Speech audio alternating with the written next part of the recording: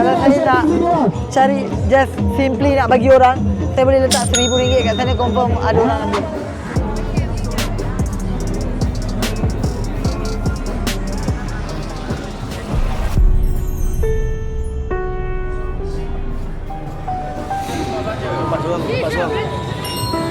Dapat suang. Ha? Kenapa? Nak bayar duit college je, duit hostel. Bayar duit college, duit hostel. Ha. Lepas tu family duduk mana? Ha? Family duduk mana? Rumah, saya duduk hostel. Barang raya dah ada? Ha? Tengah cari duit ni. Bang! Saya menggunakan duit untuk membayar duit hostel. Untuk membayar duit hostel. Saya duduk student lagi. Student lagi. Mak ayah kerja apa? Mak tak kerja, ayah pun dah pencen. Baju, duit apa? Baju ayah pun tak ada. Mak bapak dah beli. Kenapa? Sekarang kaki ayah tengah sleep di. Nasib dia. I'm really sorry kesusahan yang awak tengah lalui sekarang.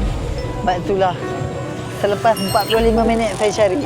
Kenapa saya letak amount yang kecil adalah disebabkan saya nak orang yang betul-betul memerlukan. RM50 pun dia betul-betul memerlukan dan abang datang ambil.